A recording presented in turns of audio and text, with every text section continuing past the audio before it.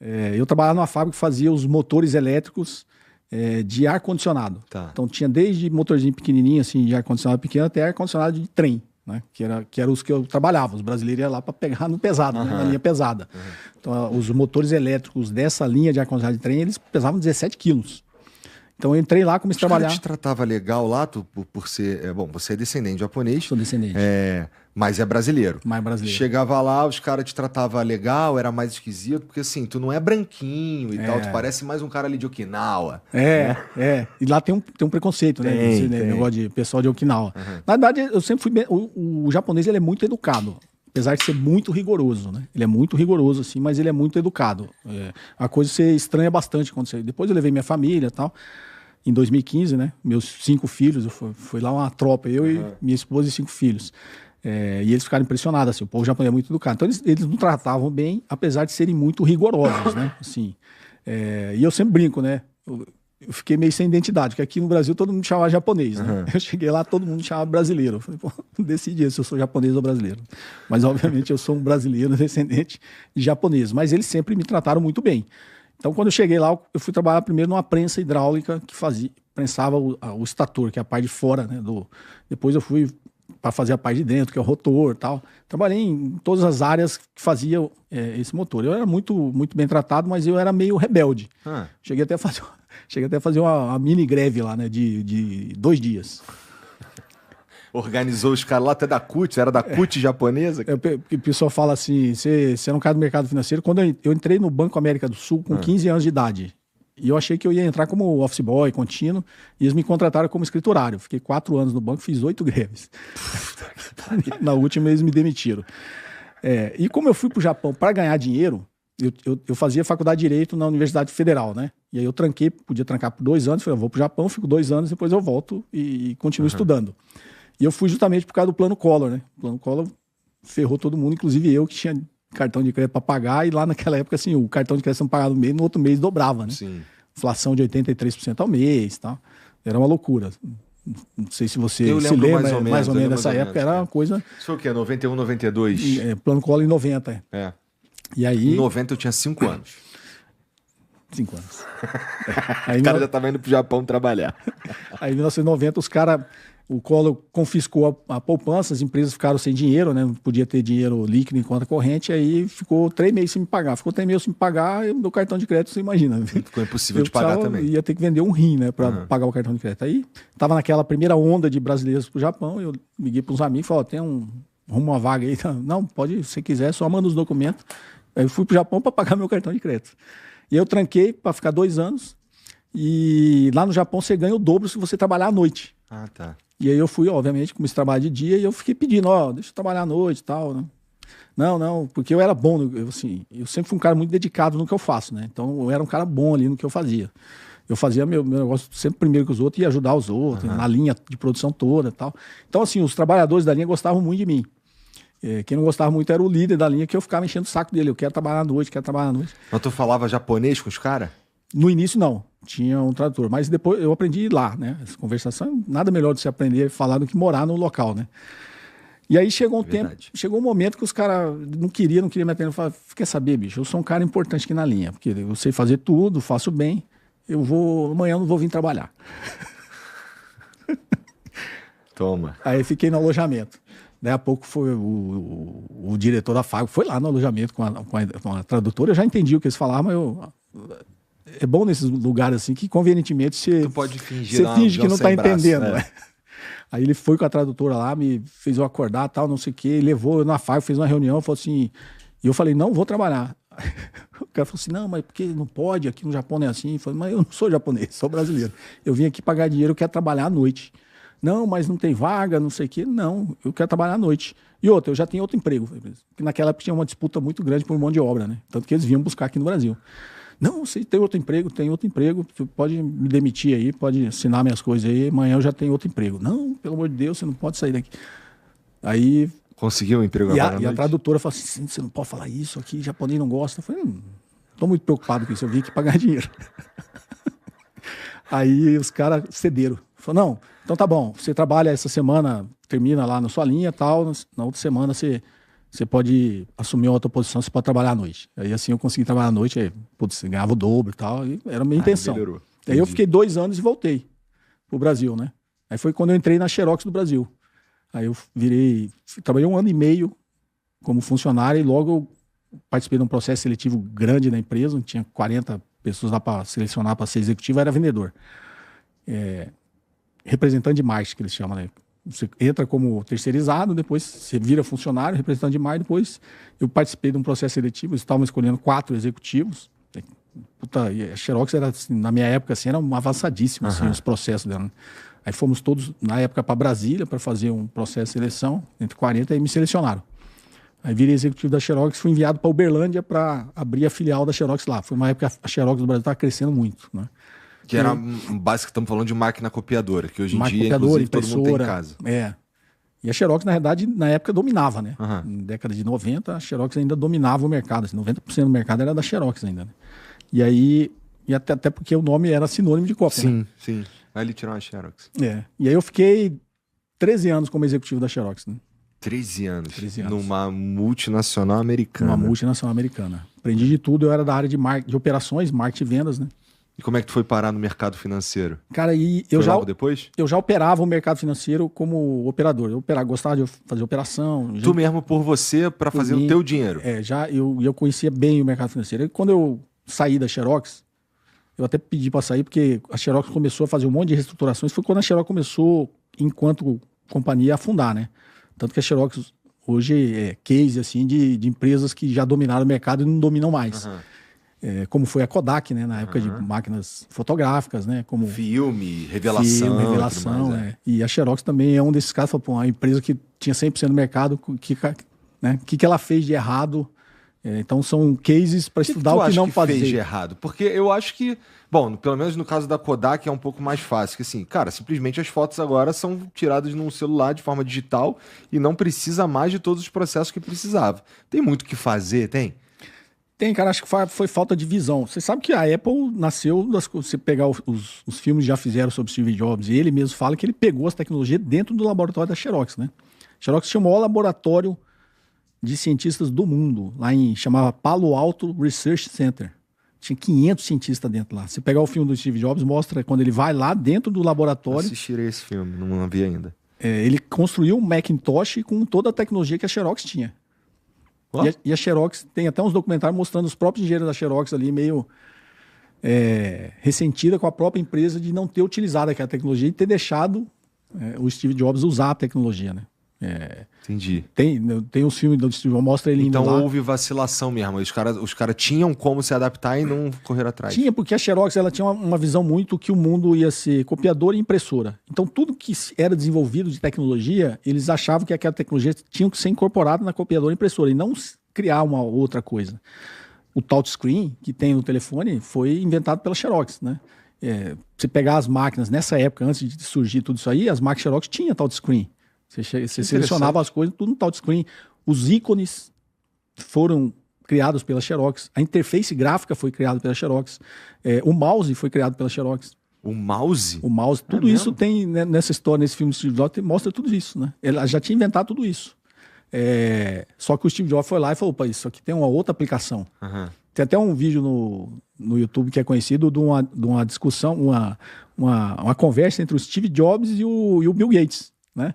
E os dois acusando, não, isso aí você roubou da Xerox. E o Steve Jobs falando pro Bill, não, mas isso aí você roubou da Xerox. Porque a Microsoft surgiu também quando o Bill Gates pegou a tecnologia dos ícones da Xerox e conseguiu organizar num sistema. Né? Ele fez o Windows. Então, assim, praticamente toda a tecnologia que a gente tem hoje nasceu nos laboratórios da Xerox, só que a Xerox não soube aproveitar, né? E aí o segundo passo que ela deu, que ela fundou de vez, foi quando ela não viu que o mercado ia se descentralizar. A Xerox ainda acreditava muito no mercado centralizado. Eu, quando fui executivo da Xerox, todos os boletos bancários eram impressos pela Xerox, do Banco do Brasil, eram impressos pela Xerox aqui em São Paulo. Lá na Verbo Divino tem um prédio redondo do Banco do Brasil, perto ali que era o Credit Card Hall ali. Aquele prédio inteirinho era só para imprimir boleto. E todas as máquinas ali eram da Xerox. Eu vinha aqui toda semana aqui para visitar esse prédio. E todos os talões de cheque do Banco do Brasil eram impressos numa gráfica do Rio de Janeiro, também em máquina Xerox. Então, esse movimento de descentralização da impressão, de boleto já não precisar, hoje você não precisa de boleto, né? Você entra, faz tudo, cheque ia acabar. A Xerox talvez não se antecipou esse movimento. E outras empresas se anteciparam. E a Xerox foi engolida pelas tecnologias que ela própria criou. Que coisa, né? Porque 75% das patentes de jato de tinta era da Xerox. Só que ela não acreditava que todo mundo teria uma impressora em casa. E aí ela perderia o mercado de impressoras de grande volume, né? Então, assim, foi uma coisa que foi acontecendo e a Xerox foi deixando de ter importância, foi entrando outras empresas tomando o mercado dela. E foi aí que tu saiu? Foi nessa época, foi nessa fase que eu saí. Mas eu saí porque a Xerox cometeu um outro erro estratégico de marketing, né? De marketing em vendas e operações. O modelo da Xerox, ele é até num dos livros mais requisitados de marketing, sem ser o Philip Kotler, tem um cara que chama Theodore Levy. Nesse livro do Theodore Levy, que chama Imaginação e Marketing, ele fala do modelo da Xerox, né? Que era, inclusive, a função que eu tinha na Xerox, que era o gerente de mercado, né? Era você fazer o marketing de forma inversa. Você saber a necessidade do cliente e você criar o produto, né? A gente tinha essa mentalidade na Xerox. Só que a Xerox trocou um CEO nos Estados Unidos, trocou um CEO. A operação brasileira era a segunda maior. Ela só perdia para a matriz americana. Nossa. Era a maior operação da Xerox fora dos Estados Unidos. A Xerox do Brasil. E aí eles mudaram essa estrutura de atendimento a cliente, principalmente na parte de operações e marketing. Eles verticalizaram.